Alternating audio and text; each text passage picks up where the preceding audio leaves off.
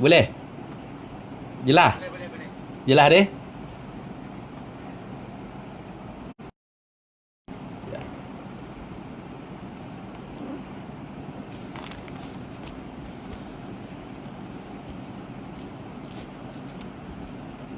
Boleh.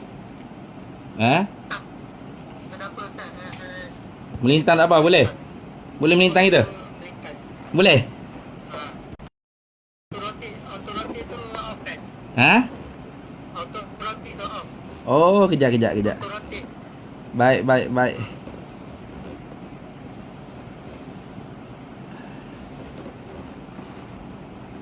Okey, jadi.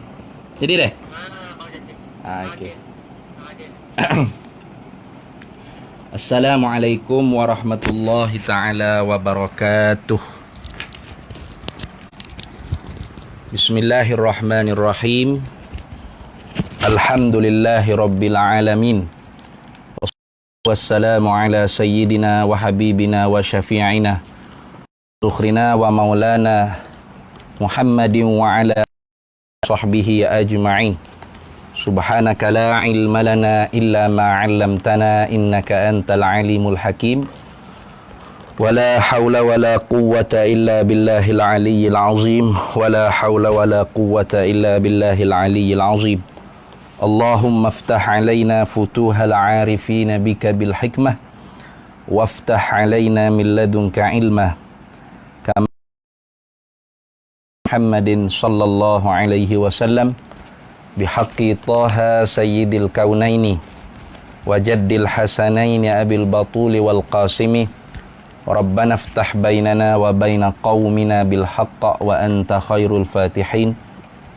Rabbi syrah li sadri wa yassir li amri wahlul 'uqdatam min lisani yafqahu qawli saddid lisani wahdi qalbi bihaqqi jaddina Sayyidina Rasulillah sallallahu alaihi wa ala alihi wa sahbihi wa sallam.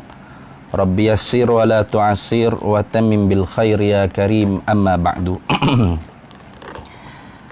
Para penonton, wabil khusus jemaah surau As-Sahabah. Nah, Kota Damansara, ada berapa orang yang menonton ni? Boleh tengok ke? Ha? Ada semua deh? InsyaAllah. Jadi kita bersiaran pada malam ni melalui Facebook pun ada ni. Facebook dan surau As-Sahabah di web ni. Apa ni? Web kan? Di Facebook pun ada dan di web pun ada, insyaAllah. Mudah-mudahan pada malam ni kita dapatlah perkongsian sedikit sebanyak.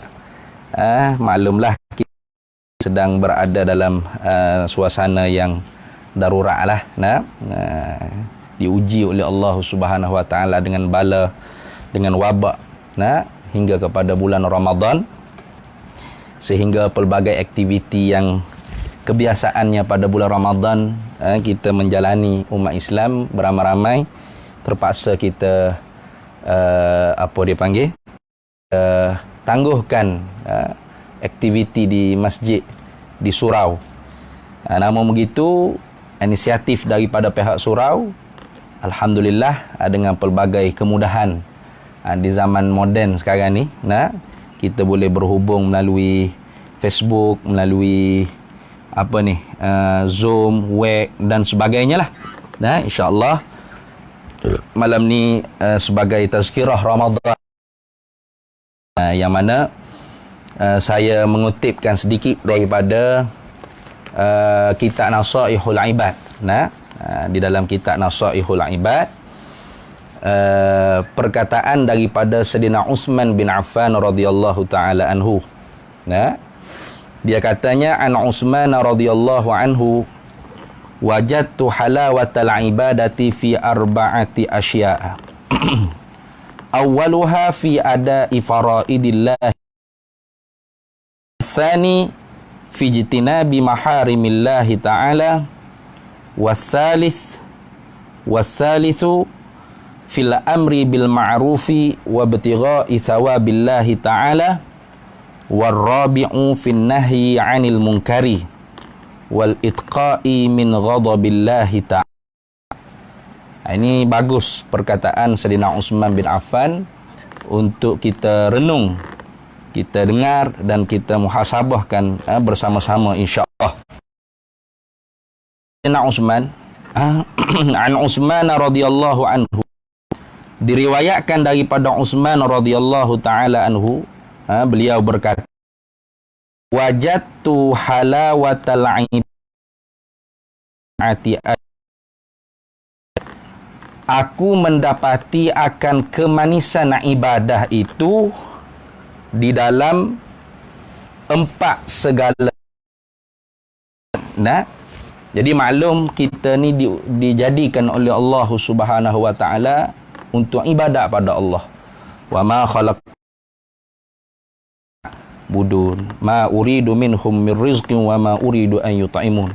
Nah, Allah Taala firman dalam Quran, wa ma khalaqtul jinna wal insa illa liya'budun. Tidak aku jadikan jin dan manusia illa liya'budun, melainkan untuk ibadat mereka itu. Nah, jadi memang sebagai hamba kepada Allah Subhanahu wa taala, di dalam ibadah itulah tajalli, tempat penzahiran, tempat kenampakan, tempat kita menampakkan sifat ubudiyah, sifat Allah Subhanahu wa taala. Lebih-lebih lagi di dalam bulan Ramadan, para penonton, di dalam bulan Ramadan, bulan ibadah,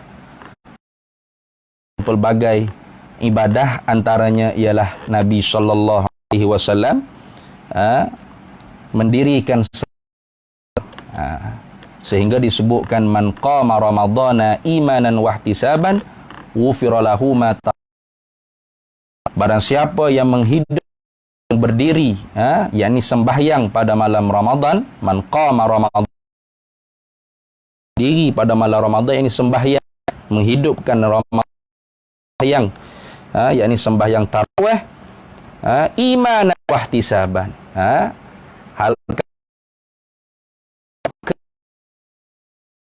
harapkan pahala Subhanahu wa taala, wa ihtisaban ghufira lahu taqaddama min dzambi, ampunkan dia kerjakan pada itu maklum. Maka kita tidak dapat berjemaah di surau, di masjid, tetaplah kita bertarawih di rumah masing-masing. Lebih mengujikan kesan hati kita. Maka di sana kita dapat lihatlah, apakah ibadat yang kita kerjakan di rumah itu seperti kita kerjakan di masjid, di surau. Kadang-kadang kita kerja di rumah tu tak sama di masjid, di surau. Kalau di surau, di masjid tu rajin sikit. Sebab apa? Sebab orang tengok. Yang manis dia lain macam sikit. Tapi kalau kat rumah malah itu kita belum lagi mencapai keikhlasan yang sebenar-benar. Kewajiban yang ditetapkan oleh Allah Ta'ala, mudah ke kewajiban tersebut tidak kira. Ini yang pertama.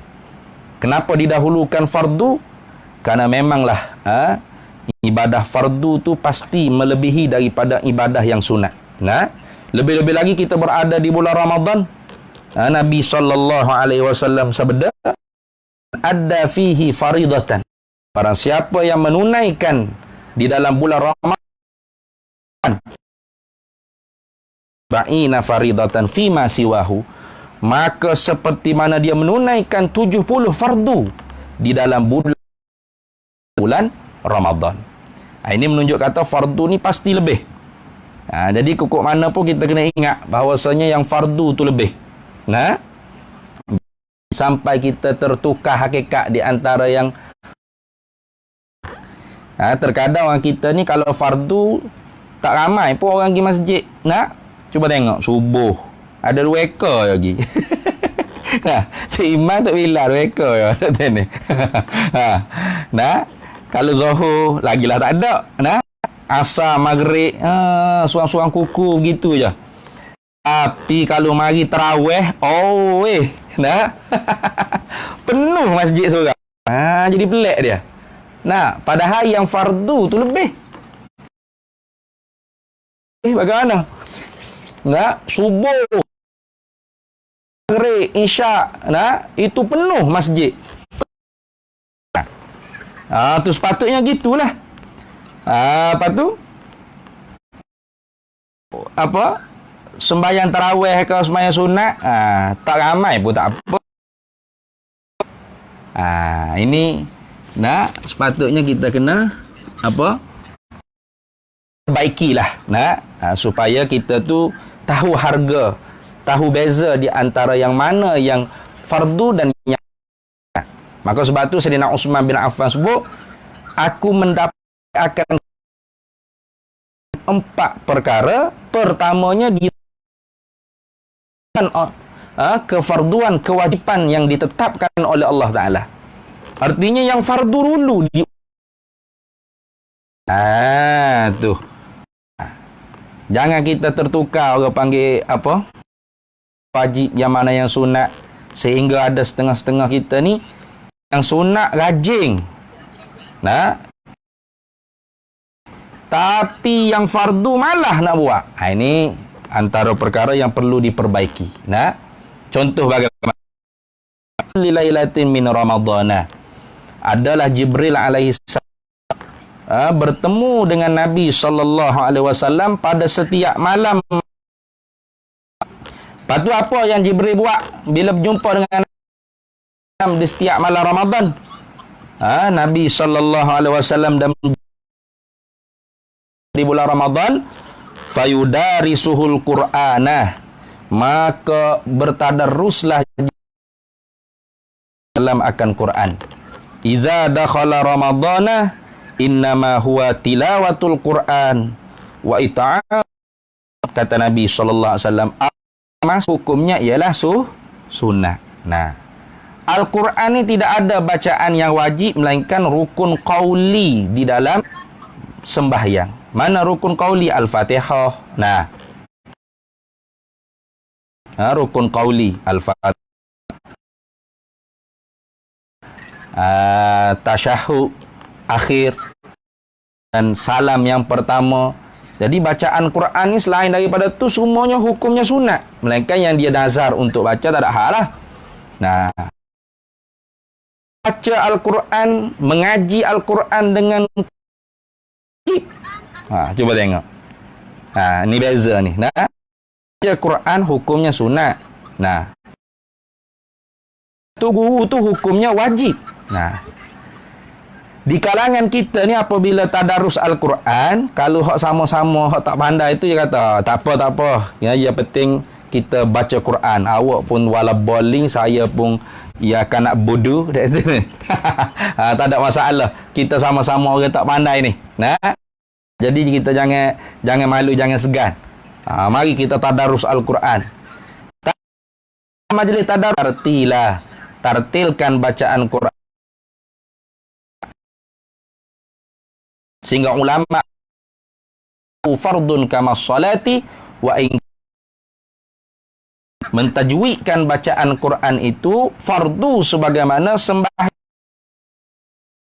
Dan seseorang yang mengingkari kewajipan membaca Al-Quran,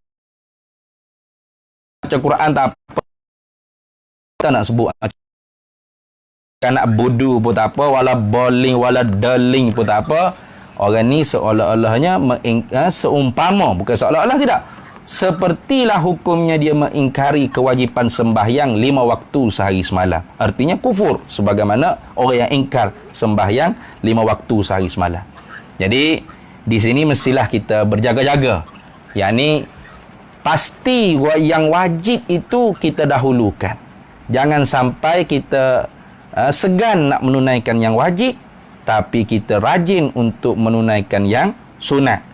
Kita ni termasuk kalau kita mengerjakan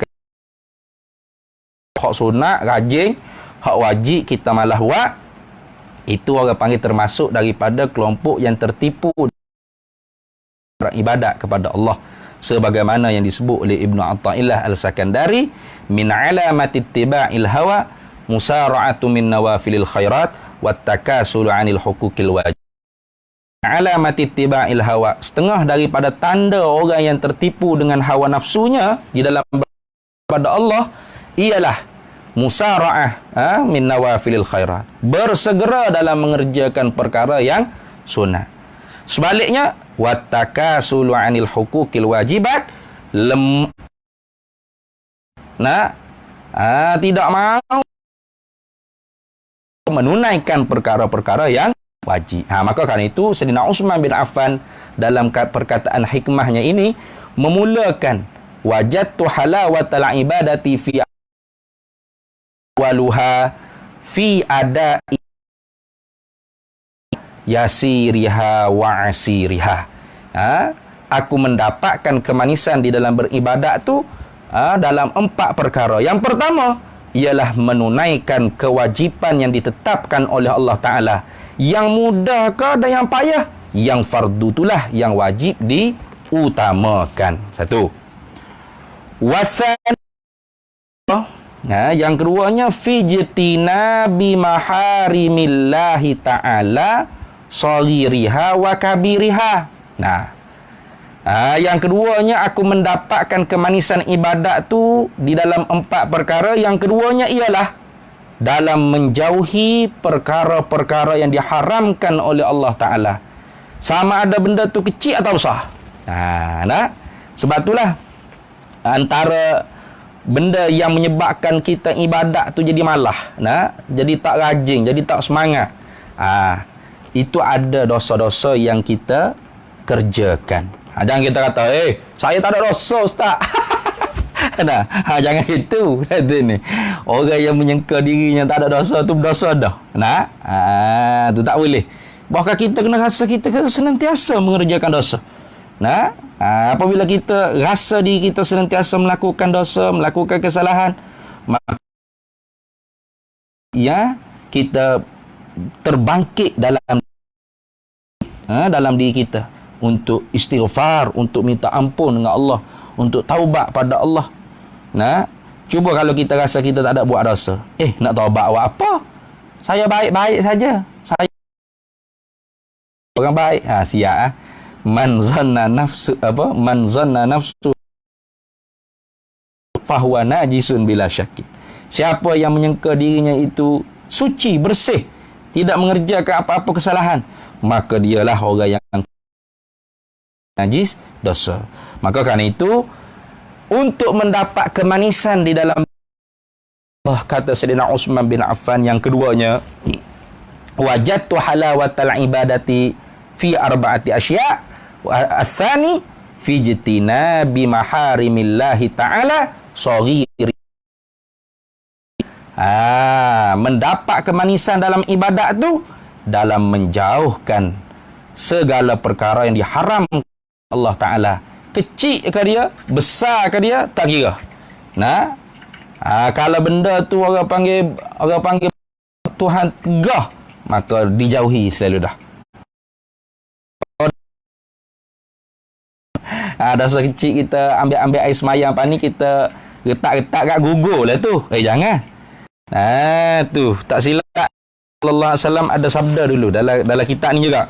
Nabi kata, Nabi ke siapa kata? Sabda Nabi SAW, la saghirata ma'al israri wala kabirata ma'al istighfari. Tidak ada dosa kecil yang disertakan perbuatan tu senantiasa. Tidak kecil lagi dosa kecil yang kita buat somo-somo. Kecil ni kecil besar ni. Macam kita menabung tu lah. 20 sen yang ni. Cuba 20 sen 50 tahun. Dapat berapa? Tak ada 20 sen. Dah banyak dah jadi. Sama lah dengan dosa kita. Tu tengok. Nabi kata la saghirata ma'al israri. Tidak ada dosa kecil yang disertakan berkekalan mengerjakannya. Wala kabirata, dan tidak ada dosa tu besar ma'al istighfari, yang disertakan dengan minta ampun. Ta'ala. Maka kerana itu, kalau kita nak kemanisan dalam ibadat, nah, kita mengerjakan ibadat ni, kita nak rasa manis, sedap, maka wajiblah kita tu perkara yang diharam Allah Subhanahu wa Ta'ala. Sama ada dosa kecil atau dosa. Itu. Kemudian kata Sayyidina Utsman lagi, wasalisu, sekat ke? Okay.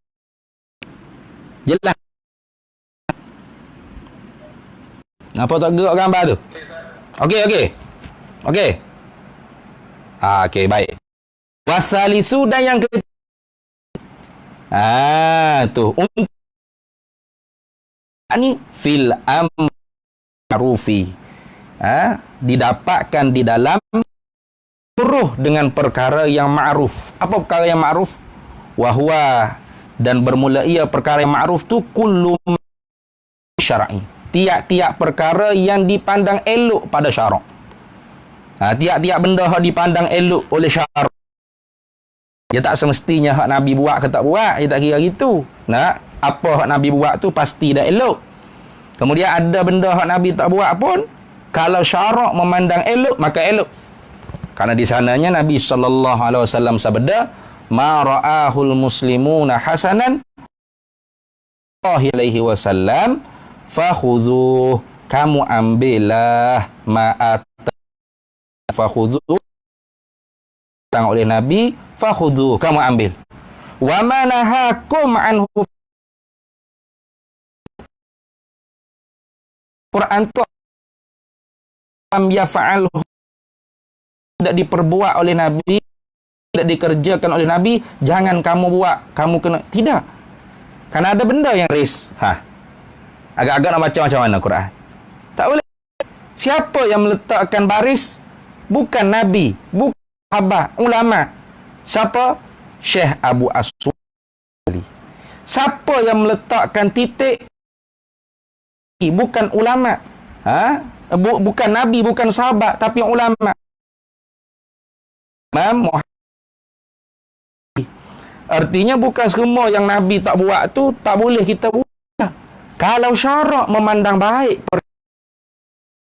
ada dalil-dalil yang menunjukkan perkara tu baik. Yang berlazim, yang beradab lah, bukan hanya di Nusantara kita, di tanah Arab pun sama. Cuma bezalah.